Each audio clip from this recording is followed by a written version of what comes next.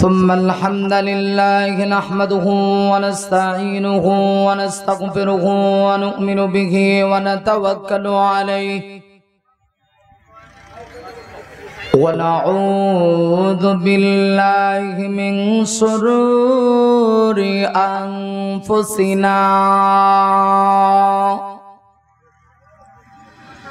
ومن سيئات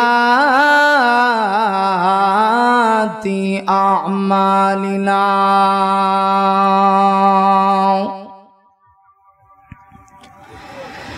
من يهده الله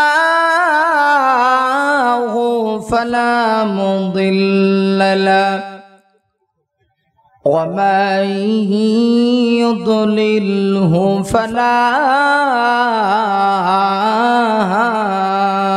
هادي له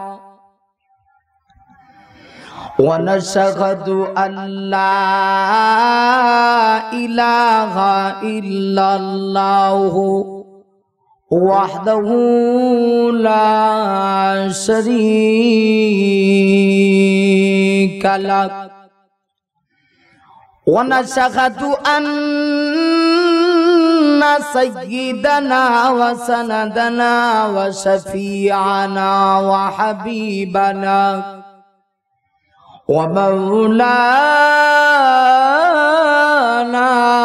ومولانا محمدا عبده ورسوله الذي أرسله بالحق بشيرا ونذيرا وداعيا إلى الله بإذنه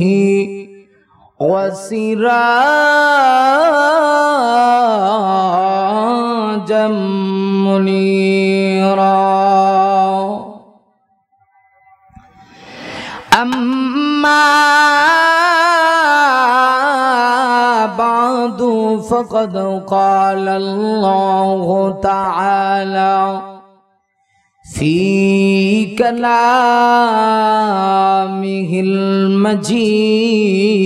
المجيد وفي فرقانه الحميد أعوذ بالله من الشيطان الرجيم بسم الله الرحمن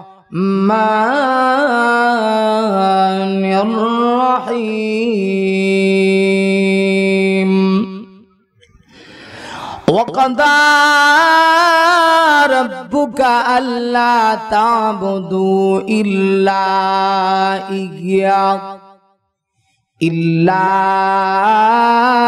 إياه وبالوالدين إحسانا إما يبلغن عندك الكبر أحدهما أو كلاهما فلا تقل لهما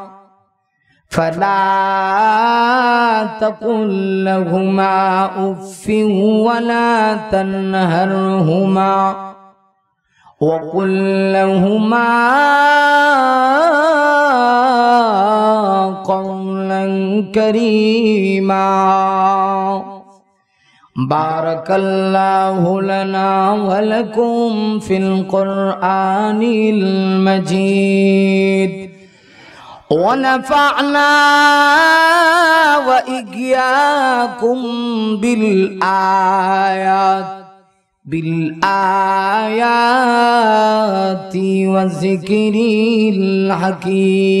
الحكيم وعن سيد الجن والبشر صلى الله عليه وسلم رضا الرب في رضا الوالد وسخط الرب في سخط الوالد أو كما قال النبي عليه الصلاة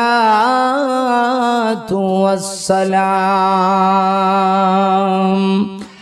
प्राण कुले मोहब्बते दो जहानेर बादशाह सरवारे कायनात सय्यदुल मुरसलीन खातमुन नबिय्यीन रहमतल लिल आलमीन नबियुना मुहम्मदुर रसूलुल्लाह सल्लल्लाहु अलैहि वसल्लमेर उपरे पृथिवीर श्रेष्ठ दरूद जे दरूद नामाजेर मध्य स्थान पेয়েছে আমরা সকলেই দরুদ পড়ি তো आवाज করে বলি পারি যদি পারি তাহলে একটু আওয়াজ করে সকলে জবান খুলে কাহারো জবান যেন বন্ধ না থাকে নবী পাকের উপরে দরুদ শরীফ পড়লে আল্লাহ তাআলা 10টা নেকি আমলনামায় দান করে 10 গুণ মর্তবা আল্লাহ বাড়ায় দেয় 10টা গুনাহ আল্লাহ তাআলা maaf করে দেয় এজন্য আমরা সকলেই আওয়াজ করে পড়ি আল্লাহুম্মা সাল্লি আলা محمد وعلى آل محمد आवाज करे كما صليت على إبراهيم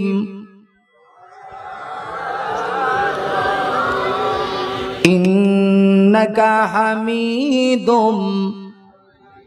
আরেকটু आवाज करे اللهم بارك على محمد وعلى آل محمد كما باركت على إبراهيم إنك حميد بلغ العلا بكماله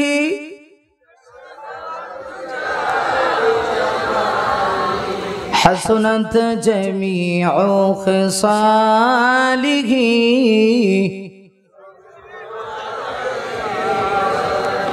توحید کی امانت سینوں میں ہے ہمارا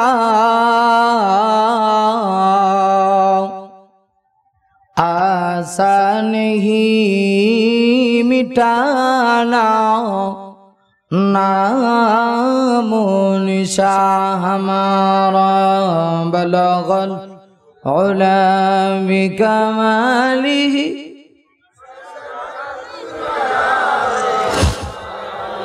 हसनत जमीउ खिसालिही सल्लु अलैहि আলহামদুলিল্লাহ ঐতিহ্যবাহী কিশোরগঞ্জ জেলার পটিয়াদি থানার অন্তর্গত পশ্চিম বাগরাইট একতা যুব সংঘ কর্তৃক আয়োজিত 11তম ঐতিহাসিক ইসলামী মহাসম্মেলনের জনাবে সদরে মুহতারাম দিগার হযরত উলামায়ে কেরাম সমবেত সম্মত প্রাণে ইসলাম প্রিয় দিন দরদি মুসলমান ভাইরা মাইকের আওয়াজ যত দূর পর্যন্ত গিয়া বসতেছে পর্দার অন্তরালের অবস্থানরত অত্যন্ত শ্রদ্ধেয় সম্মানিত মা ও বোনেরা মহান আল্লাহ রাব্বুল আলামিনের দরবারে শুরুতেই লাখ কোটি শুকরিয়া জ্ঞাপন করছি যিনি অত্যন্ত দয়া করে মায়া করে ভালোবেসে সুস্থতার মতো নিয়ামত দৌলত দান করে আজকের এই মুবারক মাহফিলে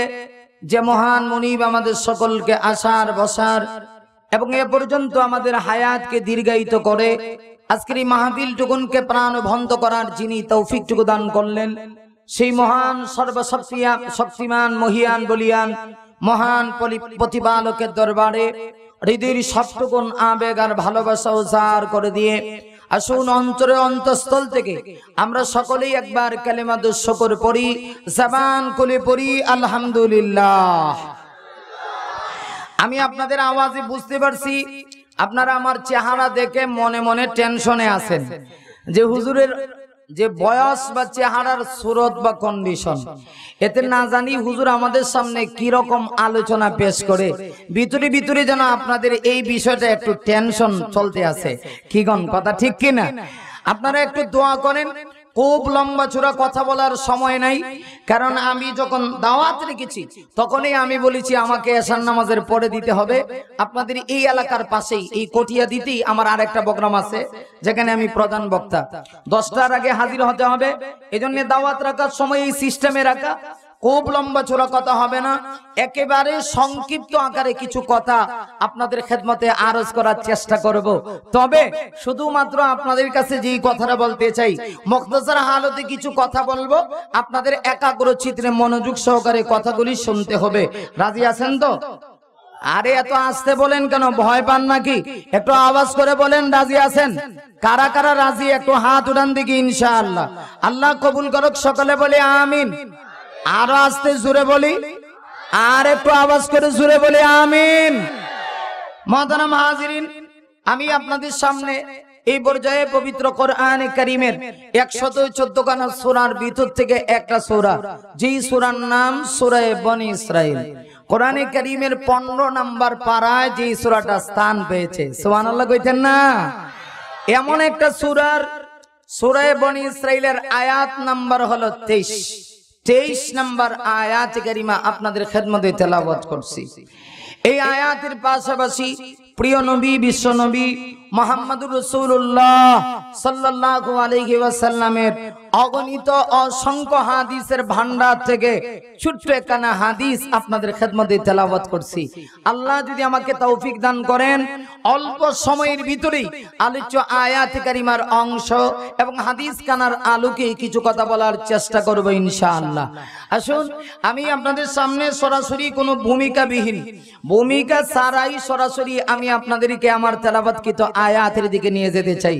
আল্লাহ রাব্বুল আলামিন সূরা বনী ইসরাইলের আমার তেলাওয়াতকৃত আয়াত কারিমার প্রথম অংশের ভিতরে আল্লাহ ফরমান, ওয়া কাদা রাব্বুকা, আল্লাহ বলেন, হে নবী আপনি আপনার উম্মতদেরকে জানায়া দেন আমি রবের পক্ষ থেকে চূড়ান্ত ফয়সালা।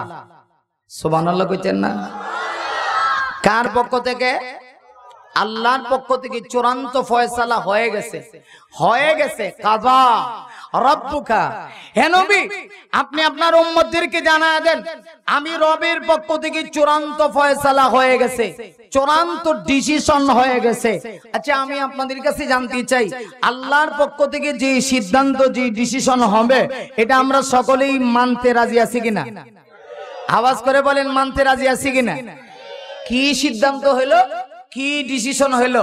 আল্লাহ বলেন, নবী গো জানায়া দেন আল্লাহ তা'বুদু ইল্লা ইয়া, আমি রবের পক্ষ থেকে চূড়ান্ত ফয়সালা যে একমাত্র বান্দা ইবাদত করবে আমি আল্লাহর। কথা ঠিক না বেঠিক?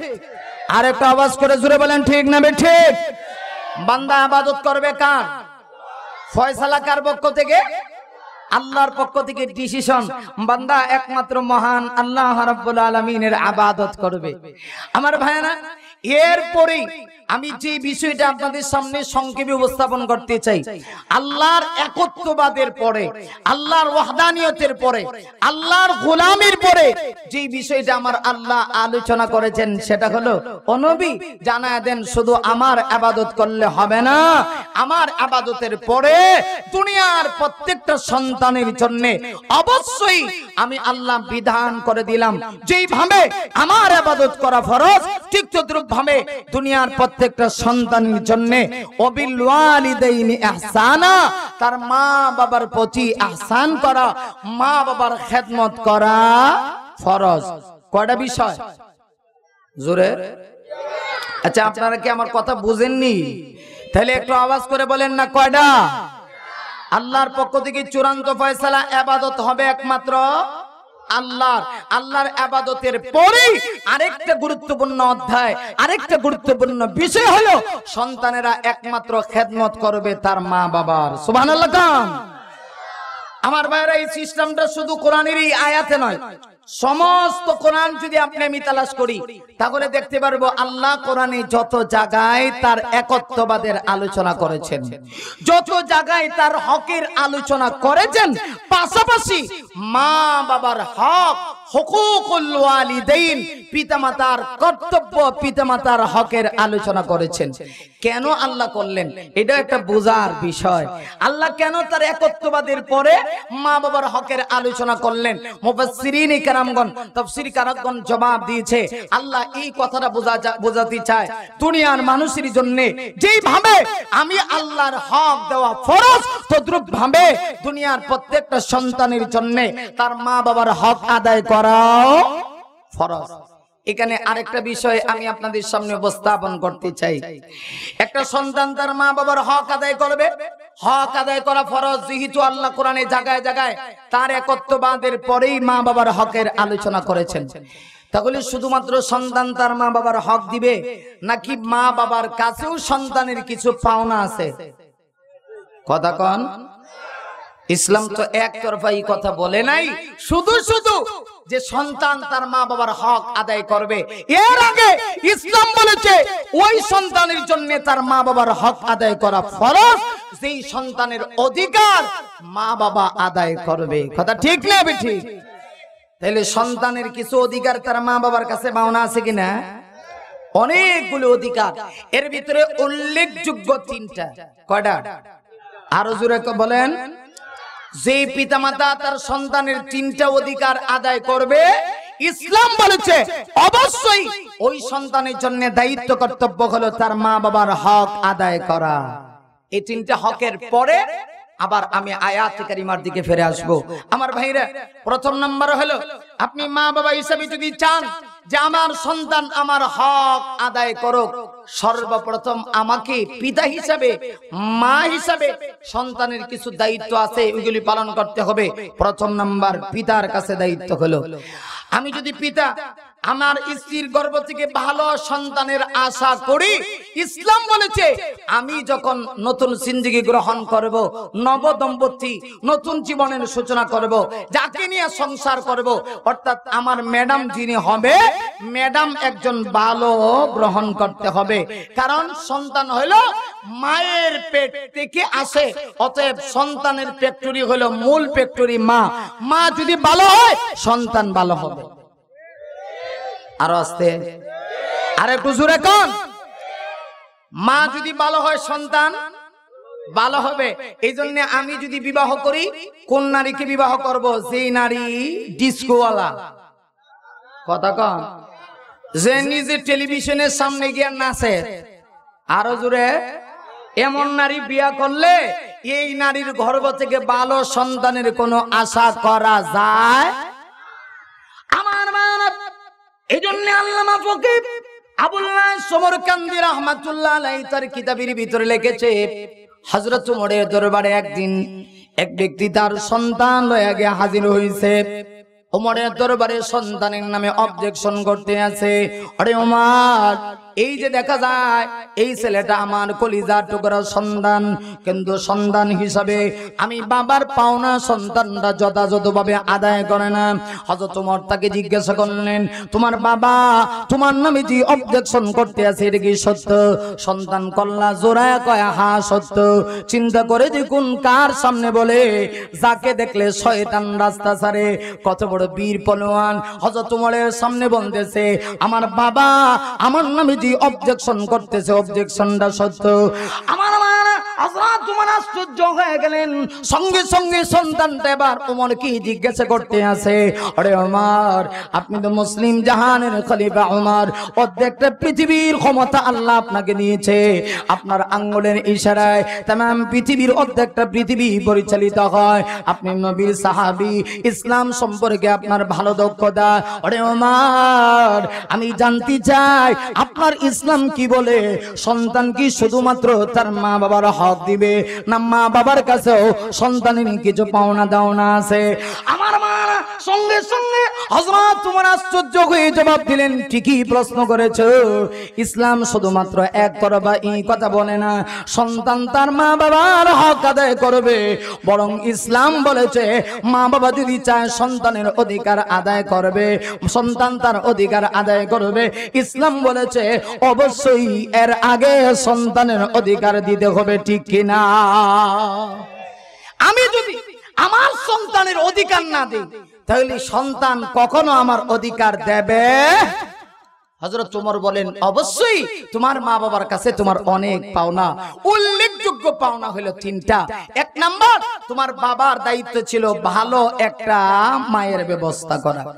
সঙ্গে সঙ্গে ছেলেটা বলতেছে, ওমর তাহলে শুনুন, আমি একটা দাসীর গর্ভ থেকে জন্ম নিছি, আমার মা দাসী, যে দাসীর গর্ভ থেকে জন্ম নেয় কিভাবে তার মা বাবার হক দিবে? আরো আসতে কোন আপনারা যেইভাবে ঠিক বলেন, এইভাবে ঠিক বললে তো ঈমান স্পিডটা প্রকাশ হয় না। আজকে মুসলমান কেন মার খায় মিয়া? এমনিতেই মার খায় না। একটা সময় ছিল মুসলমান জাতিকে দেখে বাতিল শক্তি ভয় পেত, আর আজকে মুসলমানকে জীবিত অবস্থায় হত্যা করা হচ্ছে। কথা ঠিক না বেঠে?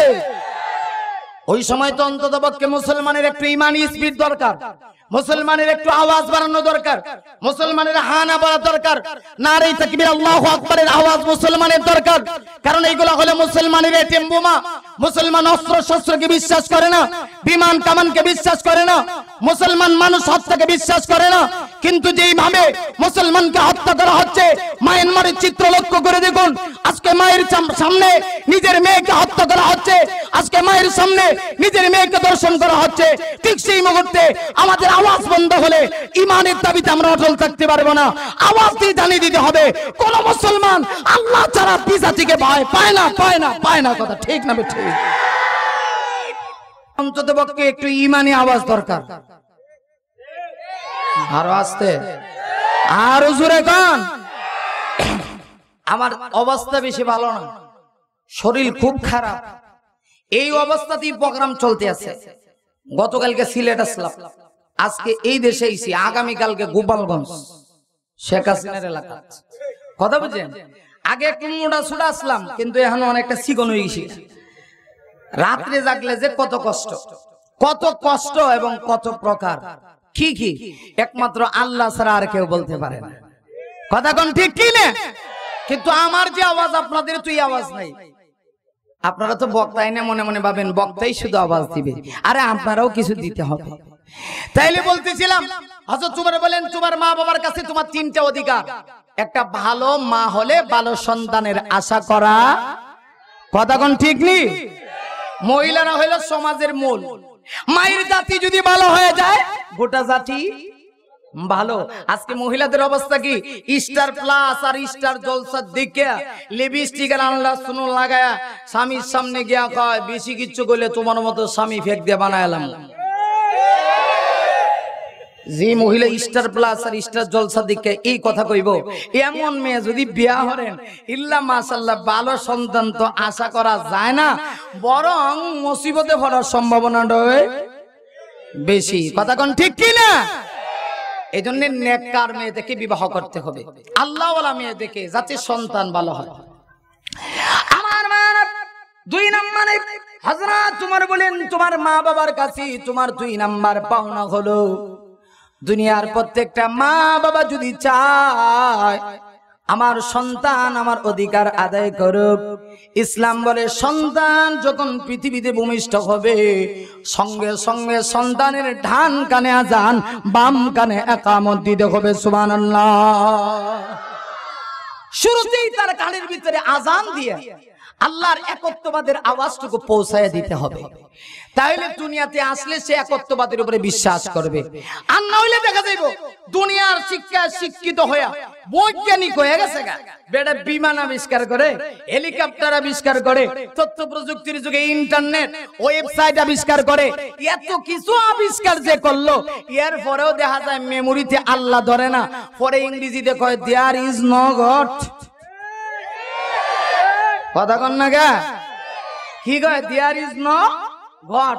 যে আল্লাহ তারে এত মেমোরি দিল, আমি বলি আসলে তার মাথায় গোবর ছাড়া আর কিছু নাই। যে আল্লাহ তারে এত মেমোরি দিল, বিমান আবিষ্কার করে লইছে, হেলিকপ্টার আবিষ্কার করে লইছে, তথ্য প্রযুক্তির যুগে ইন্টারনেট ওয়েবসাইট আবিষ্কার করে লইছে, করলে কি হবে? এর পরেও দেখা যায় সে আল্লাহকে চিনতে পারে। এজন্য আমি যদি চাই যে আমার সন্তান আমার হক আদায় করুক, আমার সন্তান আল্লাহর হক আদায় করুক, দুনিয়াতে আসার সঙ্গে সঙ্গে তাকে আজান দিতে হবে ডান কানে, আর আজান দিয়া তাকে আল্লাহর একত্ববাদের আওয়াজটুকু তার কানের ভিতরে পৌঁছায় দিতে হবে। 3 নাম্বার, হযরত ওমর বলেন একটা সন্তান যদি তার মা বাবার হক আদায় করা চায় মা বাবা, তাহলে 3 নাম্বার পাওনাটা হলো সন্তান যখন পৃথিবীতে ভূমিষ্ঠ হলো বালেগ হওয়ার আগেই ওই পরিমাণ ইলমে দ্বীন শিক্ষা সন্তানকে দিতে হবে যেই পরিমাণ ইলমে দ্বীন শিক্ষা দিলে সন্তান আল্লাহর হক বুঝে, মা বাবার হক আমরা দেইনি। আমরা একেবারে বালেগ হওয়ার আগে ছোট্টবেলায় দেখা যায় কেজি স্কুলে দেয় 1 কেজি 1.5 কেজি, আরো আসতে কেজি স্কুলে বানায় দেয় 1 কেজি 1.5 কেজি 2.5 কেজি 3 কেজি স্কুলে। এর কোরআন হাদিসের কোনো শিক্ষা নাই। সকালবেলা সন্তানের সামনে আরবি অক্ষর শিক্ষা দেওয়া হয় না, কোরআন শিক্ষা দেওয়া হয় না, কি দেওয়া হয়? ইংরেজি ভাষা সেবারে ডিতে ঢক, আরো আসতে ডিতে ঢক। ফজরের নামাজ পড়ে আগে ডিতে ডগ না দিয়া এরে যদি কোরআনের অক্ষরগুলি শিক্ষা দেওয়া হইতো, আগে যদি কোরআনের শিক্ষা তাকে দেওয়া হইতো, নামাজ কিভাবে পড়তে হয় তার শিক্ষা দেওয়া হইতো, শরীয়তের উপরে কিভাবে চলতে হয় তার শিক্ষা দেওয়া হইতো, আল্লাহর কসম ওই সন্তান কখনো বড় হওয়ার পরে আল্লাহর হক বিনষ্ট করতো না, মা বাবার হক নষ্ট করতো না। কিন্তু আমরা করি কি? আমরা মনে করি যে সন্তান যেন বড় শিক্ষিত হয়, আগে কোরআনের শিক্ষা থেকে তাকে বঞ্চিত করি। কথা কন, কোরআনের শিক্ষা থেকে তাকে বঞ্চিত করে দুনিয়াবি শিক্ষা আমরা সর্বপ্রথম দেই, এরপরে দেখা যায় সন্তান আল্লাহর হক বোঝে না, মা বাবার হক বোঝে না। এই জন্য ইসলাম বলেছে, হযরত ওমর বলেছেন মা বাবার কাছে সন্তানের 3টা উল্লেখযোগ্য পাওনা, এই 3 অধিকার যে মা বাবা দেবে ইসলাম বলেছে অবশ্যই অবশ্যই ওই সন্তানের জন্য জরুরি হইল সে যেন তার মা বাবার হক আদায় করে, কারণ মা বাবার হকের গুরুত্ব এত বেশি। বিদায় আল্লাহ রাব্বুল আলামিন সূরা বনী ইসরাঈলের 23 নম্বর আয়াতের প্রথম অংশের ভিতরে আল্লাহ ফরমান, ওয়া কাদা রাব্বুকা আল্লা তা'বুদু ইল্লা ইয়্যা ওয়া বিল ওয়ালিদাইনি ইহসানা। আল্লাহ বলেন নবী গো আপনি আপনার উম্মতদেরকে জানায় দেন আমি রবের পক্ষ থেকে চূড়ান্ত ফয়সালা, চূড়ান্ত ডিসিশন। কি ফয়সালা, কি ডিসিশন? প্রথম নাম্বার, বান্দা একমাত্র আমি আল্লাহর ইবাদত করবে। আমার ইবাদতের পরেই মহান আল্লাহ বলে ওয়া বিল ওয়ালিদাইনি ইহসানা। দুনিয়ার প্রত্যেকটা সন্তান তার মা বাবার হক আদায় করবে, মা বাবার প্রতি আহসান করবে। আমার মায়েরা শুধু এই আয়াত নয়, সমস্ত কোরআন তালাশ করে দেখুন মা বাবার হকের গুরুত্ব এত বেশি। কোরআনের এক আয়াত আরেক আয়াতের ব্যাখ্যা, যেমন কোরআনে কারীমের একটা সূরা আছে যেই সূরার নাম সূরা লোকমান। সূরা লোকমানের ভিতরেও আল্লাহ বলে ওয়া ওয়াসাইনাল ইনসান বিওয়ালিদাইহি। আল্লাহ বলে আমি আল্লাহ আদেশ করছি ও দুনিয়ার মানুষেরা তোমরা প্রত্যেকেই তোমাদের পিতা মাতার প্রতি আহসান করবা, মা বাবার হক আদায় করবা। আমার ভাইরা এখন প্রশ্ন করলাম, মা বাবা দুইজন, একজন হলেন মা আরেকজন হলেন বাবা, কার অধিকার বেশি দিব? এটা কিন্তু কোরআনে নাই, হাদিসের ভিতরে আসছে। এক সাহাবী আল্লাহর রাসূলের দরবারে গিয়ে জিজ্ঞাসা করে ইয়া রাসূলুল্লাহ, ইয়া হাবিবাল্লাহ, নবী গো আমার মা বাবা উভয়জন বেঁচে আছে, আমি কার খেদমত করব? রাসূল বলেন উম্মুকা। আরো আসতে, আয় হায়, আপনাদের দেশে মনে হয় সুবহানাল্লাহ বলে টাকা পয়সা লাগে হোক, তাইলে একবার আওয়াজ করে চিৎকার মেরে সকলেই বলেন সুবহানাল্লাহ। এই আওয়াজটা দরকার, এটাই মুসলমানই যথেষ্ট। আপনারা বলবেন হুজুর এগুলা কি জুসের জন্য বলে? আরে না না, ইতিহাস আছে। লক্ষ্য করে দেখেন হযরত শাহজালাল মুজাররিদ ইয়ামানি রাহমাতুল্লাহি আলাইহি বাড়ি কোথায়? বাড়ি বুঝি সিলেট, ইয়ামন দেশে। কথা কোন ঠিক নেই? আচ্ছা আপনারা আমার কথা বুঝেন নি, বুঝার তো কথা, না বুঝলে কি আমি সাহস করে এতটুকু পর্যন্ত আই? আবার জানা আছে যে কিছু কইলে আপনারা বুঝবেন। হযরত শাহজালাল ইয়ামানি রাহমাতুল্লাহ আলাইহি বাড়ি হলে ইয়ামান দেশে, এসেছিলেন সুদূর বাংলাদেশের একটা বিভাগ যেটার নাম সিলেট, আধ্যাত্মিক রাজধানী, যেখানে অগণিত আল্লাহওয়ালারা যে সিলেটের মাটিতে শায়িত আছে। শাহজালাল ইয়ামানি রাহমাতুল্লাহ আলাইহি সিলেটের মাটিতে আসলেন। বাতিল শক্তি, পরাশক্তি, গৌর গোবিন্দের মোকাবেলা কিভাবে করবেন, তার কাছে তো কোনো অস্ত্র শস্ত্র নাই। হযরত শাহজালাল ইয়ামানি রাহমাতুল্লাহ আলাইহি শুধুমাত্র আল্লাহু আকবারের আওয়াজ দিয়েছেন। আল্লাহু আকবারের আওয়াজেই গৌর গোবিন্দের বিল্ডিং তছনছ। কথা ঠিক না ঠিক? এজন্য মুসলমানের আল্লাহু আকবার সুবহানাল্লাহর আওয়াজ কমবে না বাড়বে? আরো জোরে। যেইভাবে শাহজালাল ইয়ামানি রাহমাতুল্লাহ আলাইহি আওয়াজ দিয়েছেন, এইভাবে দিলেই আমরা আবারও মুসলিম জাতির পুরানা ইতিহাস ফিরে আনতে পারবো। কথা কোন ঠিক না ঠিক? ছটিয়াই শাহজালালের নির্ভীক সৈনিকেরা খতম করো গোবিন্দের ওই চালা চামুন্ডা গোলা। ঠিক কিনা? আরো জোরে আরেকটা আওয়াজ করে। ছটিয়াই শাহজালালের নির্ভীক সৈনিকেরা খতম করো গোবিন্দের ওই চালা চামুন্ডা গোলা।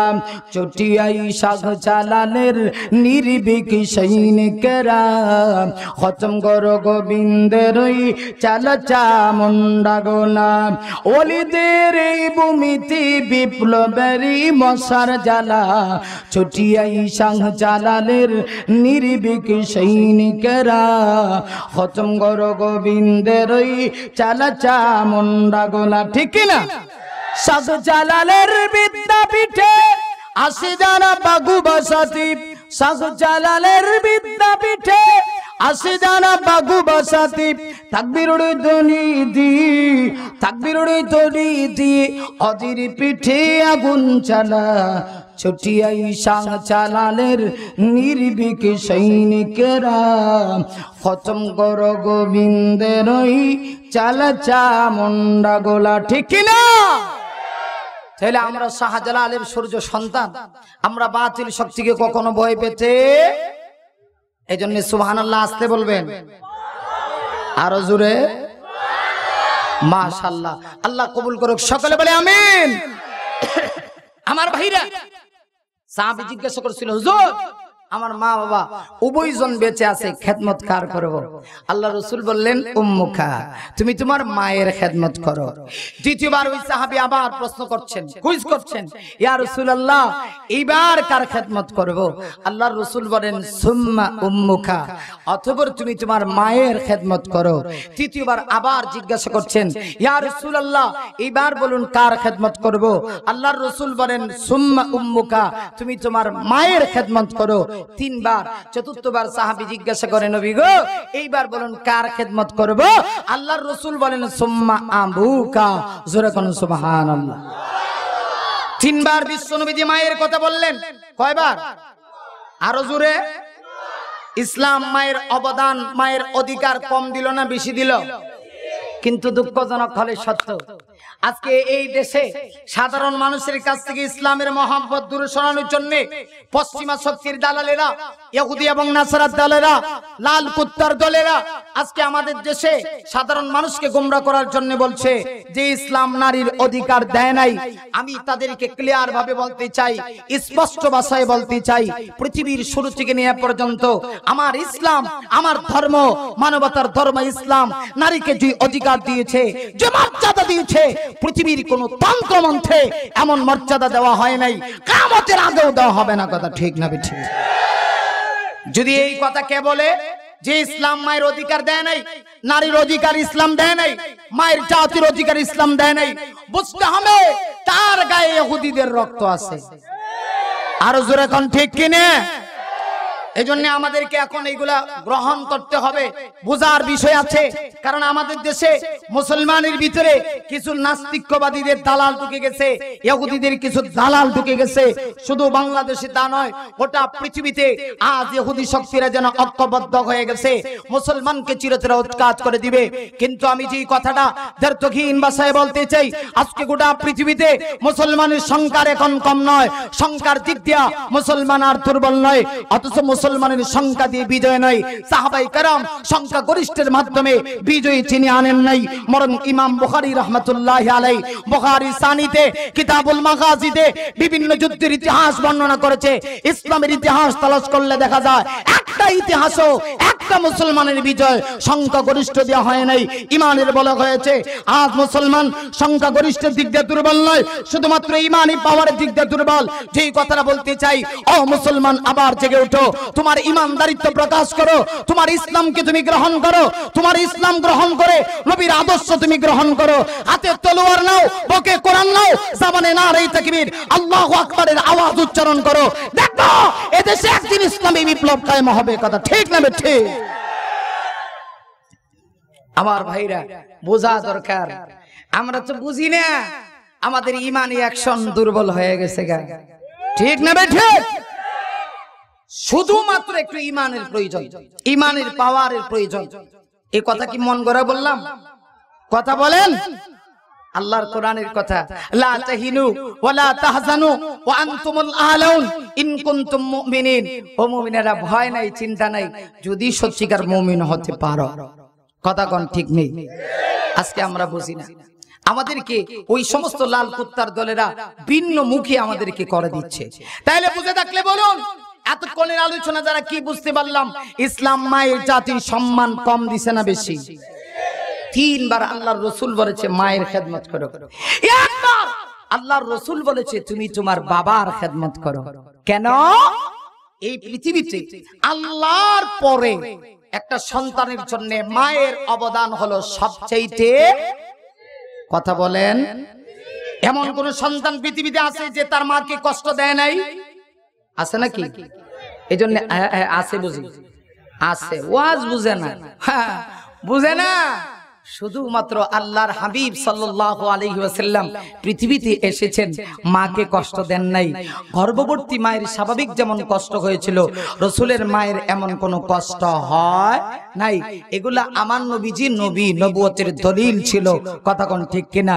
এছাড়া পৃথিবীতে এমন কোন বড় ডাক্তার, এমন কোন বড় আলেম, এমন কোন বুজুর্গ নাই যে তার মা বাবাকে কষ্ট দেয়।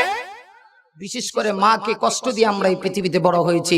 এই জন্য আল্লাহ তাআলা মায়ের অবদানের কথা কোরআনে কারিমে একেবারে আলাদা করে উল্লেখ করেছেন।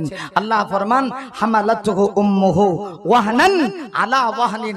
আল্লাহ বলে, তুমি যখন তোমার মায়ের পেটে ছিলে, মায়ের হামলে ছিলে, মায়ের গর্ভে ছিলে, ওয়াহনান আলা ওয়াহনিন, কষ্টের পর কষ্ট স্বীকার করে তোমার মা তোমাকে গর্ভধারণ করেছে, কষ্টের পর কষ্ট স্বীকার করে তোমার মা তোমাকে প্রসব করেছে।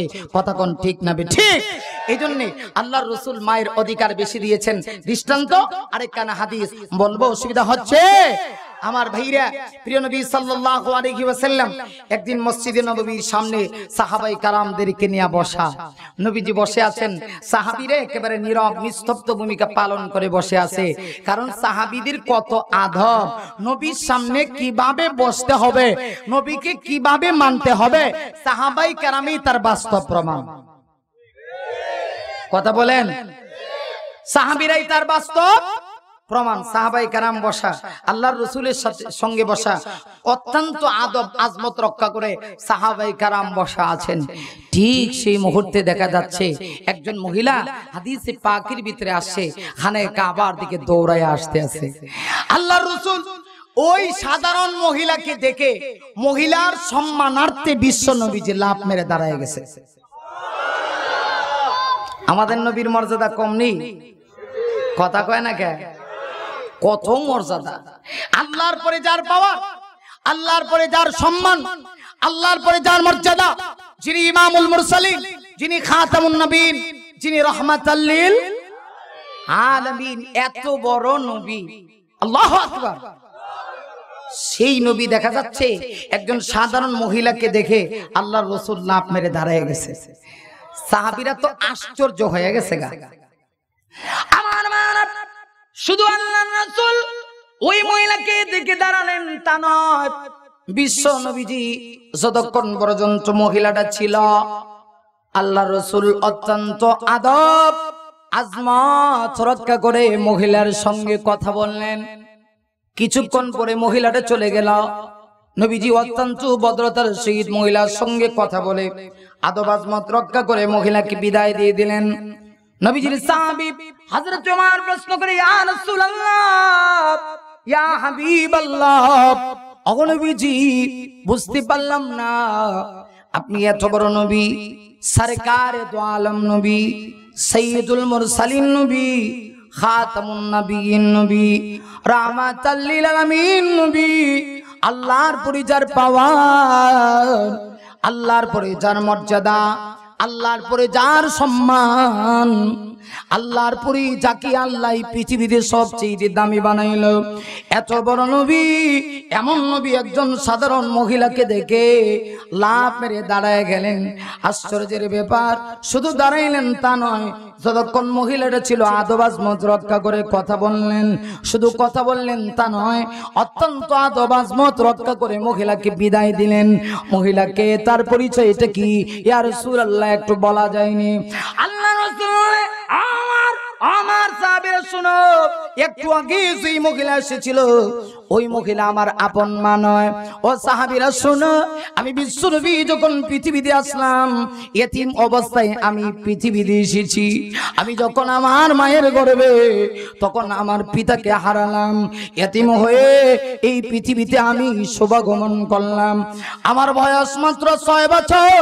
6 বছর হওয়ার পরে আমার মাকে আল্লাহ দুনিয়া থেকে বিদায় নিয়ে গেল। আমার মা আর দুনিয়াতে রইল না, বাবাও নাই, মাও নাই। শুধু মা নাই তা নয়, আমার বয়স যখন 8 বছর 2 মাস 10 দিন সিরাতের কিতাবে পাওয়া যায় রাসূলের দাদা আব্দুল মুত্তালিবের ইন্তেকাল হয়ে যায়। আল্লাহ রাসূল আমার সাহাবীরা কিছুদিন পরে আমার দাদার ইন্তেকালের পরে আমার চাচা আবু তালিব, যিনি আমার লালন পালনের দায়িত্ব নিয়েছিল, সেও ইন্তেকাল করেছে। আমার আপন বলতে কেউ নাই, কিন্তু এই মহিলা কিন্তু আপনের চাইতে কম নয়। ও সাহাবীরা, এই মহিলাকে তোমরা চিনো না। আমি বিশ্বনবী যখন পৃথিবীতে শুভাগমন করলাম, এতিম হয়ে আসলাম, দরিদ্রতার অভাবে আচ্ছাদিত হয়ে গিয়েছিল আমার সংসার। আমার মা যখন দুধের বাজারে নিয়ে গিয়েছিল দুধ পান করানোর জন্য, বাহিরা থেকে মহিলারা আসবে, ওই সমস্ত মহিলারা মক্কার শিশুদেরকে নিয়ে যায়। কেন নিয়ে যায়? মক্কার শিশুদের চেহারা ভালো হয়, হৃষ্টপুষ্ট হয়, ভাষাটাও ভালো হয়। কারণ গ্রামের ভাষা আর শহরের ভাষায় আকাশ পাতাল ব্যবধান, ঠিক কিনা? দেখবেন সংমিশ্রণ ভাষার মধ্যে। ঢাকা শহরে গেলে দেখবেন নোয়াখালীরও আছে, আরো আছে, বুঝেন না? আরো জোরে কান। রাজধানী ঢাকাতে নোয়াখালীর নাই। আমার বাইরে ঢাকা গেলে দেখবেন নোয়াখালীরও আছে। শুধু নোয়াখালী তা না, আপনাদের কিশোরগঞ্জের লোক নাই? হ্যাঁ, সিলেটের লোক, চট্টগ্রামের ভাষা এক সমান, ময়মনসিংহের লোক নাই, চিটাগাঙ্গের ভাষা এমন ভাষা শুনলে আপনি কইবেন যে এরা কি ফার্সি ভাষায় কথা কয়নি। ওয়াজে গেছি, আমারে কইতে আছে বর্দা কম আছেননি। এই কথা যদি আমাদের অঞ্চলে গিয়ে বলা হয়, লোকেরা বলবে ভাই আল্লাহর রাস্তে মাপ চাই, আমাদের দেশে গমও নাই আডাও নাই। আরো জোরে কম। আচ্ছা, এইটা তো একরকম চিটাগাঙ্গের ভাষা। ঢাকা গেলে দেখবেন ওদের ভাষা আরো চমৎকার। আল্লাহু আকবার। খাঁটি ঢাকায় যারা, খাঁটি ঢাকায় যারা, এরা সব কথার মধ্যে হালা উচ্চারণ করে। কথা কয়নি? আবে হালা, খাঙ্কি হালা, নাটকি হালা, এমনকি বাফেও বলারে হালা দেয়। এটা গালি না, এটা ওদের ভাষা। বাপে ছেলেরে মাদ্রাসায় ভর্তি করবে, ছেলেটা একটু দুষ্ট, ফাজিল মার্কা। ফাজিল বোঝেন তো? শয়তান না, একটু শয়তানি বেশি করে। মাদ্রাসায় ভর্তি করবে, তখন বাবা আইনা প্রিন্সিপালের কাছে, হুজুরের কাছে অভিযোগ করতেছে, হুজুর পোলা হালার জ্বালায় শান্তি পাইবার লাগছি না। আর হুজুরে কন কতদূর পরে ছেলেও বাপরে হালা কয়ে ডাকে, ছেলে এখন জবাব দিতেছে, হুজুর আব্বা হালায় যা করছে না ওইখানে। আসলে এটা গালি দেয় না, এটা ওর ভাষা। ময়মনসিংহ চলে গেলে দেখবেন খালি টানাটানি কথা কন, কি কো হুজুর আইছো খাবান কথা কন, ঠিক কি না? এই ময়মনসিংহের ভাষায় আর আপনাদের কিশোরগঞ্জের ভাষায় একটু বেশ কম আছে না? আকাশ ভাষা। আর এই পৃথিবীতে প্রায় ২৫০০-এর উপরে ভাষা আছে, প্রতি ৩ মাইল দূর দূর এক ভাষা। আপনাদের এই কিশোরগঞ্জের কটিয়াদি ভাষ করে একটু ভৈরব যান, ভৈরব যাওয়া লাগতো না, একটা আগরপুর যান, দেখবেন এর কথায় আর আপনার কথায় একটু ব্যবধান আছে, বেশ কম আছে। কত জায়গার কত ভাষা। তো ওই মক্কাতে কোন সন্তান, নবজাতক কোন সন্তান যখন জন্ম নিত, বাহিরের লোকেরা, গ্রামের মহিলারা শহরে আইতো, টাকার বিনিময়ে সন্তান নিয়ে যাইত। এতে ওদের একটা লাভ, বিনিময়ে তারা টাকা পায়, আর যারা সন্তান দেয় এদের লাভ, সন্তান হৃষ্টপুষ্ট হয়। ভাষার মধ্যে কোনো জড়তা থাকে না, কারণ শহরের ভাষা সংমিশ্রণ, কত জায়গার কত মানুষের কত ধরনের ভাষা। আর গ্রামে গেলে দেখা যায় ভাষাটা শুদ্ধ হয়। আল্লাহর রাসূল বলেন, ও সাহাবীরা, আমি যখন পৃথিবীতে জন্ম নেই, আমার মা নিয়ে গেছিল দুধের বাজারে, কে নিবে আমাকে? কেউ তো নিতে রাজি না। এতিম সন্তানকে কে নিবে? ওই বিপদের দিনে সেই মহিলা আমাকে দুধ পান করানোর জন্য নিয়েছিল, আজকে সেই মহিলা, যদিও সে মা নয়, আমার দুধ মা, এরপরেও কম না। রাসূল বলেন, সেই দুধ মাতা হালিমাতুস সাদিয়া আমার কাছে এসেছিল। এই জন্য আমি বিশ্ব নবীজি ওই দুধ মার সম্মানার্থে শুধুমাত্র দাঁড়ালাম তা নয়, নবীজির গায়ে একটা চাদর ছিল, আল্লাহর রাসূল চাদরটা বিছায় দিয়েছে। আল্লাহু আকবার। শুধু চাদর বিছায় দিয়েছে তা নয়, নবীজি দাঁড়ায়া আদব আজমত রক্ষা করে ওই মহিলাকে বিদায় জানায় দিয়েছে।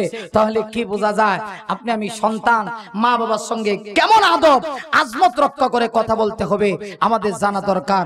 কথা কোন ঠিক কিনা? এই জন্য আরেকটা হাদিস বলতে চাই, আল্লাহর রাসূল বলে দিয়েছে, রেদার রব ফি রেদাল ওয়ালিদ, যেই সন্তানের উপরে পিতা মাতা সন্তুষ্ট, আল্লাহর রাসূল বলেন স্বয়ং আল্লাহ ওই সন্তানের উপরে সন্তুষ্ট। এটা কি আমার মন করা কথা? হাদিসের কথা, হাদিসের কথা। বিশ্বাস হয় কি হয় না? আরো জোরে বলেন, হয় কি হয় না? আমার মানা শুধু দেই না, আবার আল্লাহর রাসূল বলেন, ওয়াসাকাতুর রাব্বি ফি সাকাতিল ওয়ালিদ, আল্লাহর রাসূল ফরমান, যেই সন্তানের উপরে পিতামাতা অসন্তুষ্ট, স্বয়ং আল্লাহ ওই সন্তানের উপরে অসন্তুষ্ট। তাহলে কি বোঝা যায়, একজন মানুষ যদি আল্লাহর ওলি হয়ে যায় ইবাদত করতে করতে, কিন্তু মা বাবার হক আদায় করে না, খোদার কসম এমন ইতিহাস আছে, দুনিয়া থেকে যাওয়ার সময় কালমা নসিব হবে না, ঠিক কিনা? একেবারে আল্লাহর ওলি হয়ে গেছে এমন কিছু লোক আছে কিনা? তাবলীগে যায়, সময় দেয়, ইবাদত করে, বন্দেগী করে, কিন্তু মা বাবার লগে সম্পর্ক নাই। কথা কোন লাগে লাগে? আপনাদের অঞ্চলে নাই এমন হিসাব আসেনি যে হিসাবে তাবলীগে যা, সময় লাগায়, চিল্লা দেয়, ইবাদত বন্দেগী করে, বউর লাগে মিষ্টি মিষ্টি কথা কয়, আরো আসতে, আরো জোরে, ম্যাডামের লগে মিষ্টি মিষ্টি কথা কয়, আর ম্যাডামের আব্বা আম্মারে আব্বু কয়ে ডাকে, আব্বার জাকাত আব্বু, যেরকম ঠিক নেই, আব্বার জাকাত আব্বু, আর শাশুড়িরে মায়ের জাকাত কি কয়? আম্মু। মিষ্টি কয়া, মিষ্টি কয়া ডাকে, যাতে করে শ্বশুর বাড়ির যত মুরগির রান আছে সব যেন ঢুকে। যেরকম ঠিক নেই, শ্বশুর বাড়ির মুরগির রান মুখের ভিতরে ঢুকাইবার লেগা যেই সন্তান নিজের শ্বশুর শাশুড়িকে আব্বু আম্মা কয়ে ডাকলো, ইসলামী কথা বলে নাই। আমি এটা বোঝাতে চাচ্ছি না যে আপনি আপনার শ্বশুর শাশুড়িকে সম্মান দিবেন না, আমি সেটা বলি না। আমার প্রশ্ন হলো, ইসলাম বলেছে শ্বশুর শাশুড়িকেও সম্মান দিতে হবে, তাদেরও হক আদায় করতে হবে, কিন্তু এর পাশাপাশি আপনি কত বড় জঘন্যতম সন্তান হইয়া যেই মা আপনাকে গর্ভধারণ করলো, 10 মাস 10 দিন আপনাকে নিয়ে কত কষ্ট করলো, প্রসব বেদনায় চিৎকার মারলো, আপনি যখন আপনার মায়ের গর্ভে এই অবস্থা, রাতের আধারে পেটের মধ্যে লাথি মারছেন, মা যখন পেটে ব্যথা আরম্ভ হয়েছে, মা তখন আশেপাশের মহিলাদেরকে ডাক দেয়া কয়, ও মা বোনেরা, আমার মনে হয় আমি বেশি দিন বাঁচবো না। কেন? সন্তানের যে অবস্থা, যে কষ্টে গর্ভধারণ করতে আছি, সন্তান যদি ভালো অবস্থায় পৃথিবীতে ভূমিষ্ঠ না হয়, তাহলে আমি মা এই পৃথিবীতে তাকায় আর না তাকায় সমান হবে। একটু চিন্তা করে দেখেন মায়ের গর্ভধারণের কি কষ্ট, এরপরেও এত কষ্ট করে যেই মা আপনাকে গর্ভধারণ করলো, ওই মাকে যদি আপনি নারাজ করেন, আল্লাহর রাসূল বলেন ইবাদত করলে কাজ হবে না। রাদার রব ফি রাদাল ওয়ালিদ, যেই সন্তানের উপরে মা বাবা সন্তুষ্ট, স্বয়ং আল্লাহ ওই সন্তানের উপরে সন্তুষ্ট। ওয়াসাকাতুর রব ফি সাকাতিল ওয়ালিদ, যেই সন্তানের উপরে মা বাবা সন্তুষ্ট, স্বয়ং আল্লাহ ওই সন্তানের উপরে অসন্তুষ্ট। তাইলে বোঝা গেল ইবাদত করে আল্লাহ ওয়ালা হওয়া যায়, কিন্তু মা বাবা নারাজ হলে আল্লাহ ওয়ালা দাবি করা যাবে, সত্যিকার আল্লাহ ওয়ালা বাস্তবে হওয়া যাবে? আরো জোরে বলেন, যাবে? লক্ষ্য করে দেখুন, এটাই হলো ইসলামের বিধান, শরীয়তের বিধান। শরীয়তের বিধান, আল্লাহর হকের পরে সন্তান তার মা বাবার অধিকার দিবে। এই শরীয়তের বিধানটা যদি কেউ মানে, তার সম্মান বাড়বে না কমবে? আমার ভাইরা লক্ষ্য করে দেখেন, আল্লাহর রাসূল সাল্লাল্লাহু আলাইহি ওয়াসাল্লাম এই কথাটা বলে আমার আলোচনা শেষ পর্যায়ে ইতি টানবো, কারণ পরের বক্তারাও আছেন। আলহামদুলিল্লাহ আমার ভাইরা, আসুন যে কথা বলছিলাম, আল্লাহর রাসূল বলেন, ও আলী, ও ওমর, আমি যখন দুনিয়া থেকে চলে যাব, নবীজি ওসিয়ত করতে আছেন, আমি যখন দুনিয়া থেকে বিদায় নিয়ে যাব, যাওয়ার পরে একজন ব্যক্তি ওই আমন দেশ থেকে আসবে, আসার পরে আল্লাহ রাসূল বলেন সে আমার পাগল। সুবহানাল্লাহ জোরে কোন। রাসূল যাকে বলে সে আমার পাগল, এ কত বড় পাগল নবীর জন্য, কথা কোন ঠিক কি না? আল্লাহর রাসূল বলেন সে যখন আসবে, আসার পরে তোমরা যদি তাকে পাও, আল্লাহর রাসূল বলেন আমার গায়ের জুব্বা জামাটা, ওনার নাম হলো ওয়াইসুল কারনি, ইয়ামান থেকে আসবে, যদি পাও তোমরা তাকে এই জামাটা হাদিয়া করে দিবা। রাসূলের জামা যার গায়ের সঙ্গে লাগছে, এর মর্যাদা কম, কথা কম। আহা, এই লোকটার কত না সম্মান, কত না মর্যাদা, যার গায়ে আল্লাহর রাসূলের জুব্বা লাগছে, রাসূলের কাপড় লাগছে। আহা, এটা তো আমরা বুঝি না, কথা কোন ঠিক কি না? শুধু তাই নয়, আল্লাহর রাসূল বললেন, আলী ওমর, আমি যখন দুনিয়া থেকে বিদায় নিয়ে যাব, লোকটা যখন আসবে, তোমরা যদি তার সঙ্গে সাক্ষাৎ হয়, আমি রাসূল বলে গেলাম, ওই লোকটাকে বলবা আমি নবী বলেছি আমার উম্মতের জন্য দোয়া করতে, সে যা দোয়া করবে মহান আল্লাহ আমি নবী বলে গেলাম দোয়া কবুল করবে। এত মর্যাদা, অথচ তিনি তো সাহাবী না, উনি তো সাহাবী না, তাবী। আল্লাহর রাসূলকে দেখতে পারেন নাই, ঘটনাক্রমে তিনি যখন কোন কাফেলা নিয়ে মদিনাতে আসলেন, খলিফা হযরত ওমরের সঙ্গে সাক্ষাৎ হয়ে গেল। হযরত ওমর তাকে বললেন, আল্লাহর রাসূল তোমাকে জামাটা হাদিয়া করেছেন এবং রাসূল বলেছেন তুমি দোয়া করার জন্য, এবং শুধু দোয়া করবা তা নয়, রাসূল গ্যারান্টি দিয়েছে, নবীর কথা মিথ্যা হতে পারে, আল্লাহর রাসূল গ্যারান্টি দিয়েছে তুমি যা দোয়া করবা আল্লাহর কাছে তা কবুল হবে, অতএব তুমি দোয়া করো উম্মতের জন্য। এখন তোমার এত মর্যাদা কেন? সাহাবীকে বলে গেলেন একজন তাবীর কাছ থেকে দোয়া নেওয়ার জন্য, অথচ নবীজির জমানার একজন সর্বনিকৃষ্ট সাহাবী, উনি যদি কোন একটা উটের উপরে সওয়ারি হয়ে হাঁটতে যায়, উটের পায়ের নিচের ধুলো যদি এক পাল্লায় রাখা হয়, আহলুস সুন্নাত ওয়াল জামাতের আকীদা, तमाम উম্মতে মুহাম্মাদীর নেকের পাল্লা এক জায়গায় রাখলেও নবীর জমানার সর্বনিকৃষ্ট সাহাবীর পায়ের নিচের ধুলার সমতুল্য হবে না। কত মর্যাদা, তাইলে কত জালিলুল কদর সাহাবী, আশারে মুবাশশারা সুসংবাদ প্রাপ্ত 10 জন সাহাবী, এর ভিতরে 2 জন ওমর আর আলী। হযরত ওমর জিজ্ঞাসা করে তোমার এত মর্যাদা কেন বাড়লো? তিনি বলেন শুধুমাত্র একটা কারণ, সেটা আমি শরীয়তের একটা আমল করেছি। সেটা কি? আল্লাহর রাসূল যখন পৃথিবীতে ছিলেন তখন আমিও ছিলাম, আমি পত্র লিখেছিলাম, হুজুর আমি আপনাকে দেখতে মনে চায়, কারণ দেখতে তো মনে চাবে যাকে দেখলে জাহান্নামের আগুন হারাম হয়ে যায়। ওই নবীকে দেখতে মনে চায় কি চায় না? আরো জোরে বলেন চাই কি চায় না? যেই নবীকে এক নজর দেখলে জাহান্নামের আগুন হারাম হয়ে যায়, যেই নবীকে এক নজর দেখলে ইমানের সহিত রাসূলের সঙ্গে মোলাকাত যদি কেউ করতে পারে, তার সাহাবীর মর্যাদা কত মর্যাদা। আমি পত্র লিখেছিলাম, হুজুর আমার মনটা চায় আপনাকে এক নজর দেখব, কিন্তু কিভাবে আসি? আমার বয়ে বৃদ্ধ মা, ওই মার খেদমত তো আমাকে করতে হয়। আমি মায়ের খেদমত করব না সাহাবী হওয়ার মর্যাদা হাসিল করব, না আপনার দরবারে আসবো? আল্লাহর রাসূল প্রতি উত্তরে লিখলেন, আসতে হবে না, তুমি তোমার মায়ের খেদমত করো। ওই যে রাসূলের কথা শুনে শরীয়তের একটা বিধানের উপরে আমল করেছি, এজন্যই আল্লাহ তাআলা আমার মর্যাদা বাড়ায় দিয়েছে। এই জন্য আল্লাহর পক্ষ থেকে চূড়ান্ত ফয়সালা, ইবাদত হবে আল্লাহর আর খেদমত হবে মা বাবার। অধিকার বেশি দিব মায়ের, এরপরে আল্লাহর রাসূল বলেছেন বাবার অধিকার দিতে হবে। খুব লম্বা চূড়া আলোচনা ছিল, একেবারে সংক্ষিপ্ত করে নিলাম। আল্লাহ তাআলা হুজুর কে আইছে জ্ঞান জ্ঞান, কারণ আলোচনা শাখা প্রশাখা লম্বা করলে আবার সমস্যা আছে। এই জন্য আমি হলে সামনে আগাইতেছি না, কথা বুঝেন না? সামনে আগাইলে হলে লম্বা হইব, কথার পরে হলে কথা হইব, কথার পরে কথা। এই জন্য আসতে গিয়ে 2 মিনিট হযরতকে তাড়াতাড়ি নিয়ে আসেন। আলহামদুলিল্লাহ, অতি অল্প সময়ে এই আয়োজন, এটা কিন্তু আমার সঙ্গে আলোচনা করে হইছে। এই যে এই ভাইয়ের নাম কি, বাজারে যে দোকান, রুবেল ভাই, রুবেল ভাই দোকানে এই 7-8 দিন আগে আমাকে জিজ্ঞেস করছে, হুজুর এই আশেপাশে কোন জায়গায় মাহফিল আছে এটা বলেন। তো আমি বললাম 20 তারিখ আছে, 20 তারিখে মাহফিল। আলহামদুলিল্লাহ, এই অল্প দিনের ভিতরে এত বড় সামিয়ানা, এত বড় মাহফিল, এত বড় বিশাল আয়োজন, আমি খুশি হয়ে গেছি। আল্লাহ তাআলার কাছে আমি দোয়া করি যুবক ভাইদের জন্য। যুবক ভাইরা এত বড় উদ্যোগ নিয়েছে, এত সুন্দর মনোমুগ্ধকর আজকের কোরআনের তাফসীরের ব্যবস্থা করেছে। আল্লাহ তাআলা এই যুবকগুলোকে খালিদ বিন ওয়ালিদের মতো কবুল করুক। সকলে বলে আমিন। আরো জোরে আওয়াজ করে বলে আমিন।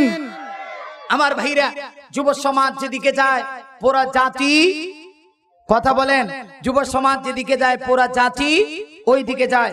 একটা যুব সমাজ যদি ভালো হয়ে যায় গোটা জাতি ভালো হয়ে যাবে, আর একটা যুব সমাজ যদি বিনষ্ট হয় গোটা জাতি বিনষ্ট হয়ে যাবে। আজকের এই বর্তমান ফিতনার জামানাতে আবার একদল একজাক যুবকের প্রয়োজন, যারা বদরের কাফেলা হবে, যারা উহুদের কাফেলা হবে। ওই সমস্ত যুবকদের প্রয়োজন যারা ইসলামের ঝান্ডা বুলন্দ করবে, যারা ইসলাম রক্ষার জন্য জীবন দিবে। এমন কিছু যুবক বাংলার জমিনে তৈরি হওয়া দরকার। আমার মনে হয় এদেশের 16 কোটি মানুষের ভিতরে শুধুমাত্র বদরের 313 জন যুবকের মতো আবার যদি কিছু যুবক তৈরি হয়ে যায়, আল্লাহর কসম করে বলতে পারি এদেশে ইসলামী বিপ্লব কায়েম হবে, এতে কোনো সন্দেহ। এই জন্য যুবকদেরকে আপনারা ইসলামের প্রতি উদ্বুদ্ধ করবেন, যুবকদেরকে ইসলামের প্রতি আপনারা আগায়া দিবেন। কারণ যুবক অবস্থায় কেউ যদি আল্লাহর ইবাদত করে আল্লাহ তাআলা তখন তার উপরে খুশি হয়। কথা কোন ঠিক কি না? কারণ সকলেরই এই সময়টা যায়। যৌবন কালটা তো আল্লাহর কাছে অনেক দামি এবং মূল্যবান একটা কাল, যে যৌবন কাল কাজে লাগাতে পারলো না এর চাইতে হতভাগ্য আর কেউ হতে পারে না। কেউ যদি যৌবন কালটা কাজে লাগায়, মরণের সময়, মরণের আগে বয়োবৃদ্ধ যখন হয়ে যাবে, যৌবন কালে ইবাদত করতে পারতো, এখন ইবাদত করতে পারে না। আল্লাহর রাসূল ফরমান, তখন আল্লাহ তাআলা বৃদ্ধ কালে যৌবন কালে ইবাদত করলে যেই পরিমাণ সওয়াব, আল্লাহ আমল নামায় ওই পরিমাণ সওয়াব দান করবে। এজন্য আমার যুবক ভাইরা তোমাদের প্রতি বেশি আমার আকর্ষণ, কারণ আমি নিজে একজন বয়োবৃদ্ধ বুড়া। ভাইরা কথা কও না কেন? আমি বুড়া না যুবক? আমারে দেখলে অনেকে বক্তাই মনে করে না, সামনে দিয়ে আটতে গেলে এটা তাহের বুড়ি, সিনার তো কোনো কায়দা নাই। কি গন ঠিক কি না? তাহলে আমি নিজে যেহেতু একজন যুবক, এই জন্য যুবকদেরকে আমি বিশেষ করে উৎসাহিত করতে চাই। কথা কন, যুবকদেরকে ইসলামের প্রতি উদ্বুদ্ধ করতে হবে। কথা কন ঠিক কি না?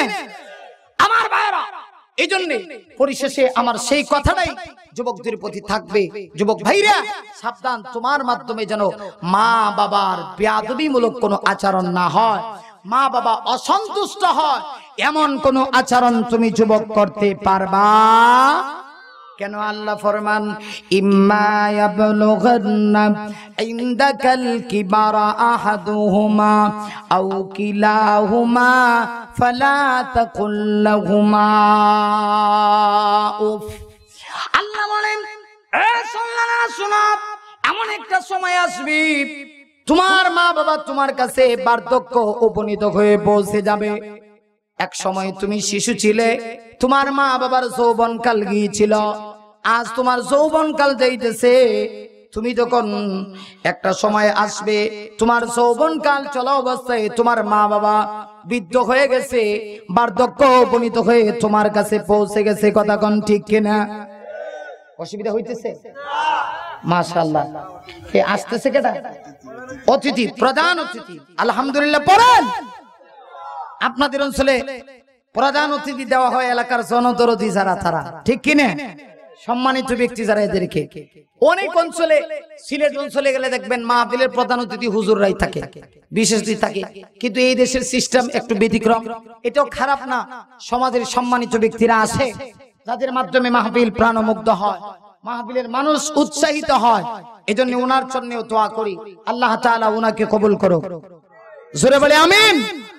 সেই কথা বলছিলাম, আল্লাহ ফরমান তোমার মা বাবা যখন তোমার কাছে, কোরআনের কথা ভালো করে শুনতে হবে, ইম্মা ইয়াবলুগান্না ইনদাকাল কিবার, তোমার কাছে যখন তোমার মা বাবা বার্ধক্য উপনীত হয়ে পৌঁছে যাবে। কে বলতেছে? আল্লাহর নাম নিলে কষ্ট হয়? কথা বলেন না কেন? ওনারা নিয়ে আসেন, আমরা তো অন্য জায়গায় যাওয়া আছে। উনি আইসা পড়ছে আল্লাহ তাআলা। এই তাহলে এই যে কইছিলাম না আগে ধরতাম না, ধরলে তো খালি লম্বা হইব। কথা কোন ঠিক কিনা? আল্লাহ বলেন মা বাবা তোমার কাছে যখন বার্ধক্য উপনীত হয়ে পৌঁছে যাবে, আহাদুহুমা আও কিলাহুমা, হয়তোবা একজন অথবা উভয়জন, হয়তোবা মা বৃদ্ধ বাবা জওয়ান, বাবা বৃদ্ধ মা জওয়ান, মা বৃদ্ধ হয়ে গেছে বাবা জওয়ান, বাবা বৃদ্ধ আর মা জওয়ান, যে হোক আল্লাহ বলেন এই অবস্থায় লা তাকুল লাহুমা উফ, এমন কোন আচরণ তোমার মা বাবার সঙ্গে করবা না যে কারণে মা বাবা কষ্ট পেয়ে উফ শব্দ উচ্চারণ করে। কে বলতেছে? আমরা তো এর চাইতে আরো কঠোর শব্দ ব্যবহার করি। কথা কোন ঠিক কিনা? শুধু তা না, এরপরে আল্লাহ বলেন লা তানহারহুমা, ব্যাখ্যা দিব না, শুধু তরজমা। ধমক দেওয়া যাবে না, ধমক সুরে কোনো কথা বলা যাবে না। কিভাবে কথা বলবা, কোন সুরে বলবা, এটা ব্যাখ্যা ছিল, বলবো না। আল্লাহ বলেন কুল, তুমি বলো লাহুমা, তোমার মা বাবার সঙ্গে কেমন কথা? কাউল, কাউল মানে কথা। কোন কথা বলবা? কাউলান কারীমা, সম্মানিত কথা, ভদ্রসূচক কথা, নম্র ভদ্র কথা।